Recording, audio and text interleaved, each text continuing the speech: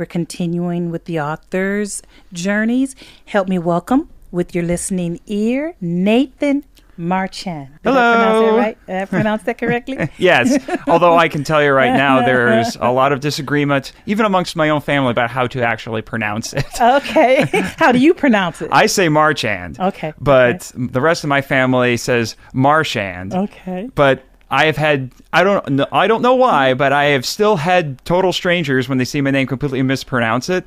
My favorite one is, and this has happened a couple of times, someone looks at my name and says, Marchand. Okay. Like, really? Did you forget the part in school where they say a C and an H together makes a certain kind of sound?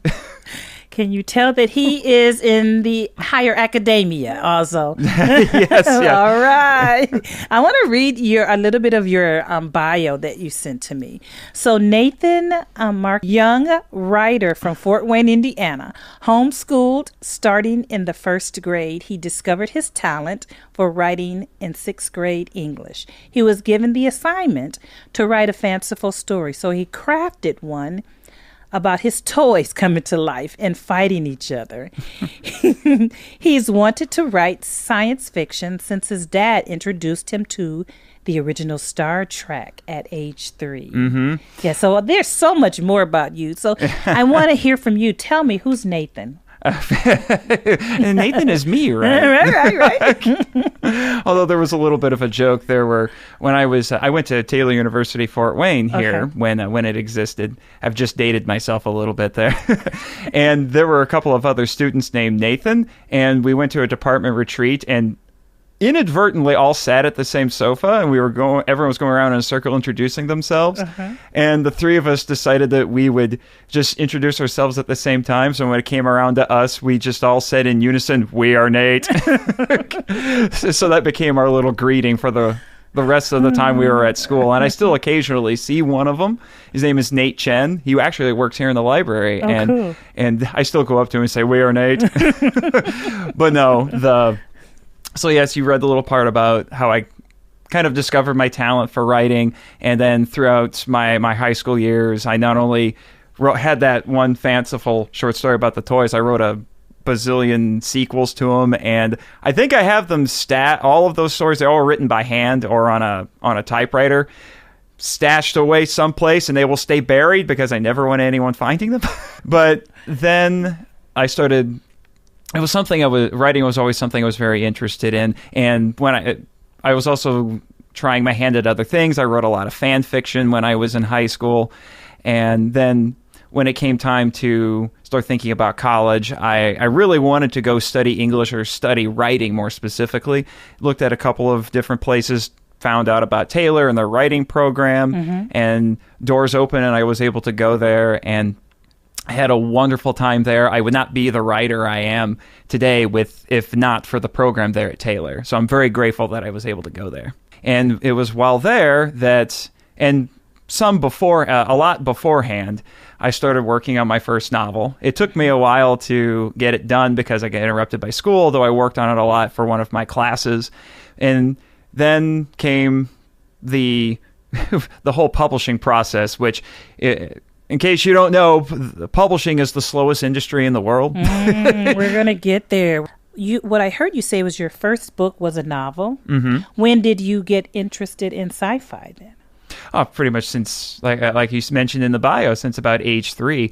I have very fond memories growing up from, like I said, from a very early age of watching the original Star Trek. Dad and I would watch it. It was quality time with Dad. And when I was 3 years old, I really only understood 2 things about the show, which was Captain Kirk could kick any alien's butt,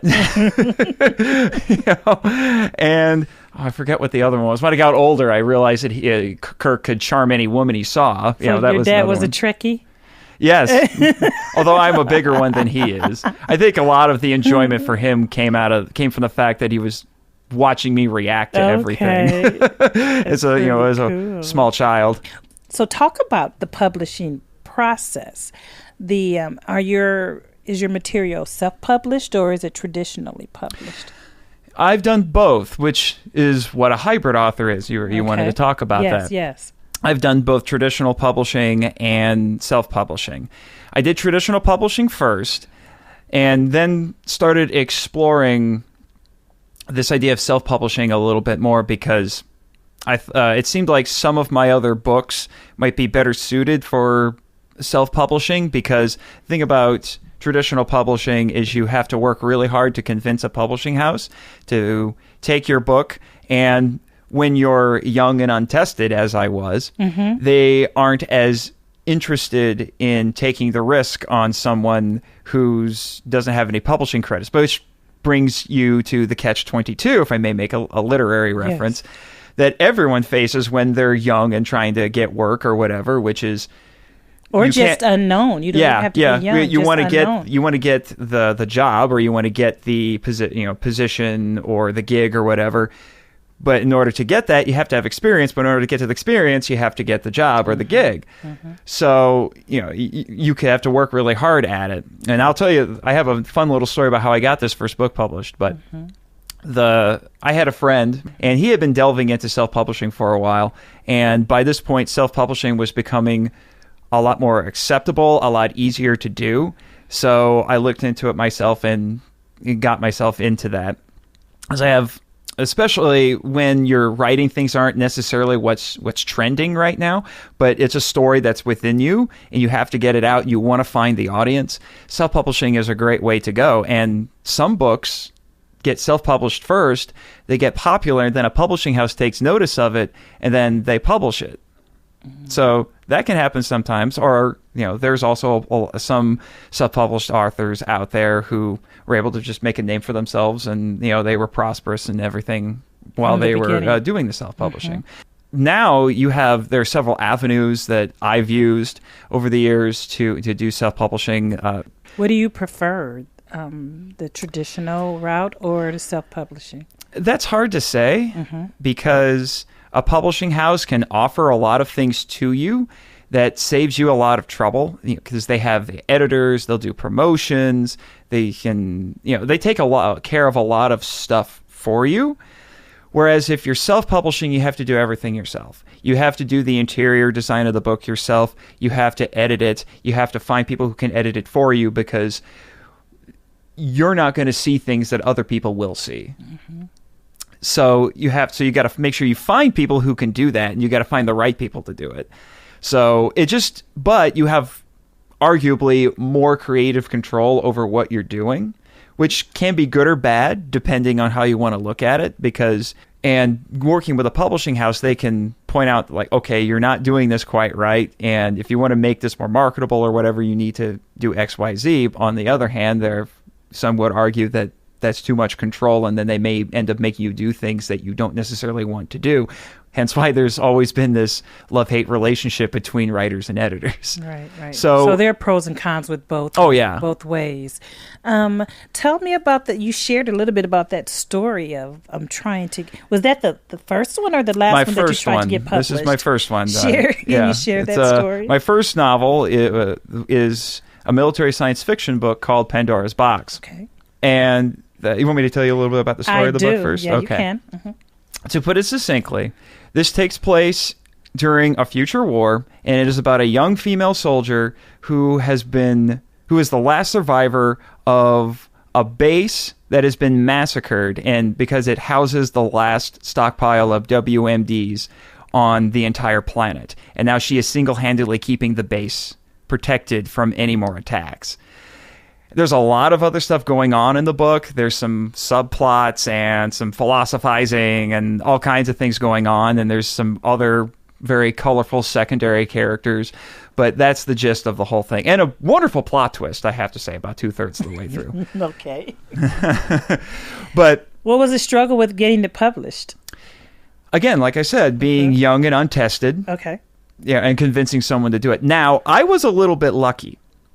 I've heard a lot of stories about even popular novels by popular authors that had to go through dozens of rejections before they got picked up. One of my favorites being the J.K. Rowling had to go through, I think, 30 or so rejections before someone picked up the first Harry Potter book.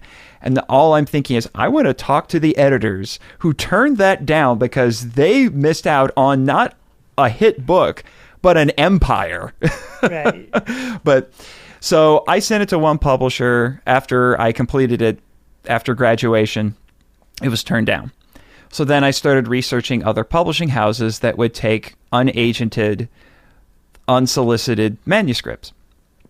And I found Edge Science Fiction and Fantasy, which is based out of Canada. Sent them a proposal with the first 3 chapters, which is typically what you do when you're sending a book proposal. Then I waited about 6 months because one of my writer friends said, wait about 6 months to see if they get back to you. And then if they don't, get a hold of them yourself. So I waited 6 months. By this point, I'm working my first full-time post-college job and just trying to get on in life and things like that. So I emailed them. Or did I email them? I can't remember if I emailed them or called them. It was one or the other. Might have called them, actually. I don't remember. But I contacted them, and they said, "Oh, okay. We'll look for your manuscript in the slush pile." Now I don't know what's the slush pile. Now a slush pile is where, particularly when in the days of physical manuscripts, these would be the deluge of submissions that a publishing house or a magazine or whatever would get, and you just put them all in one giant pile, so it looks like a pile of snow. Hence slush pile, because these were all unsolicited, and they don't know if any of them are good. And I don't know if that still exists anymore because most publishers now do electronic submissions.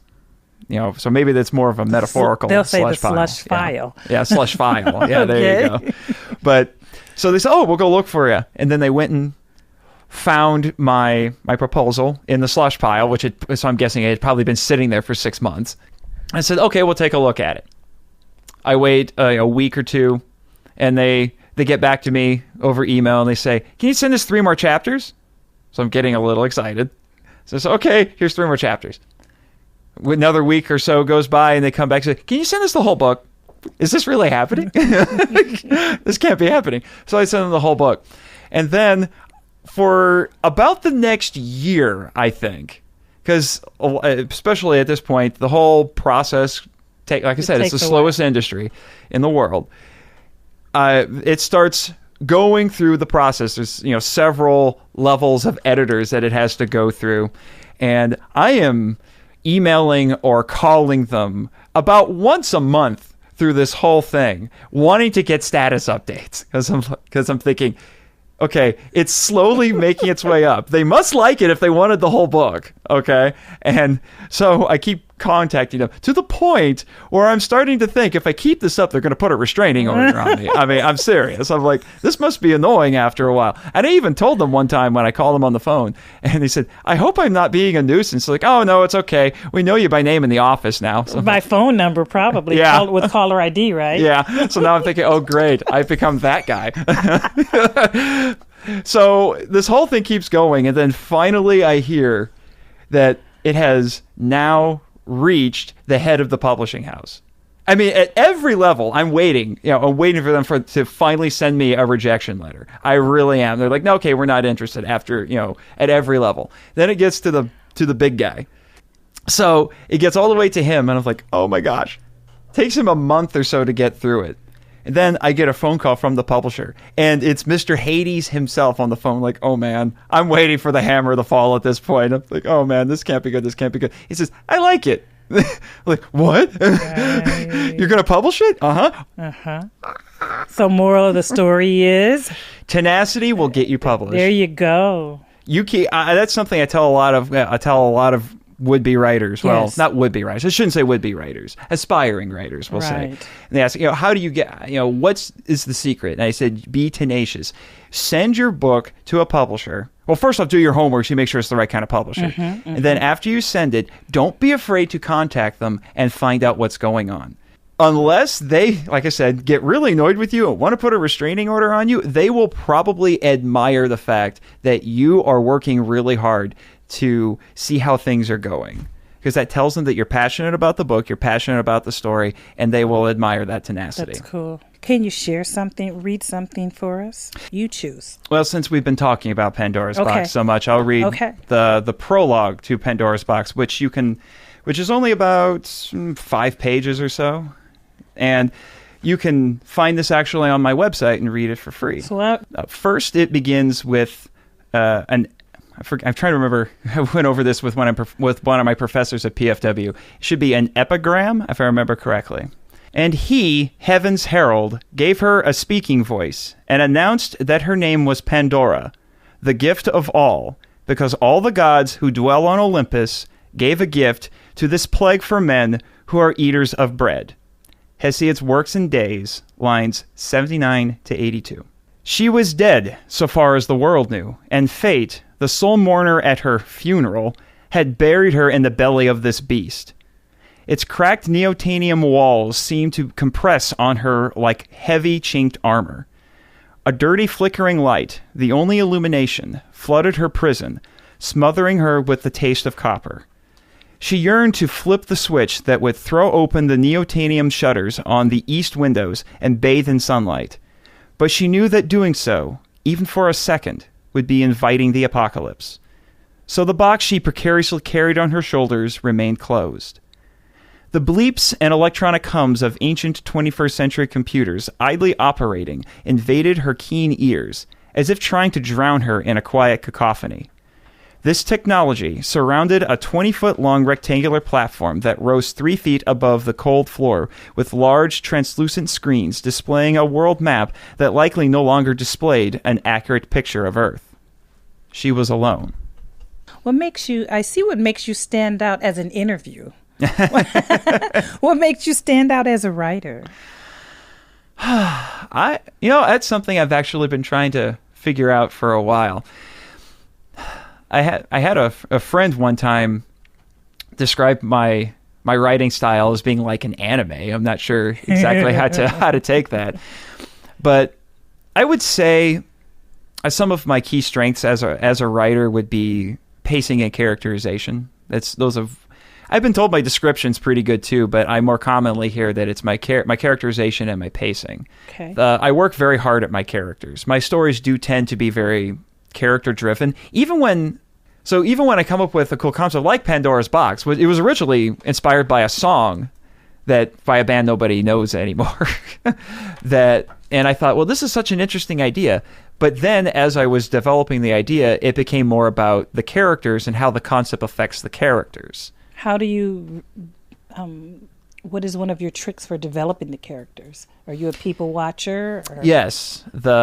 Also, a lot of times, even if it's subconscious, I will model the characters after people I know. That was something I realized actually with writing Pandora's Box.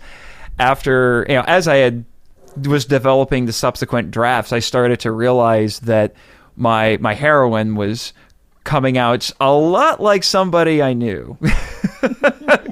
Which made me laugh a little bit, which makes me glad I was friends with her, because I don't think she would have come out nearly as well if not for that. And do you use the storyboards to move your story along?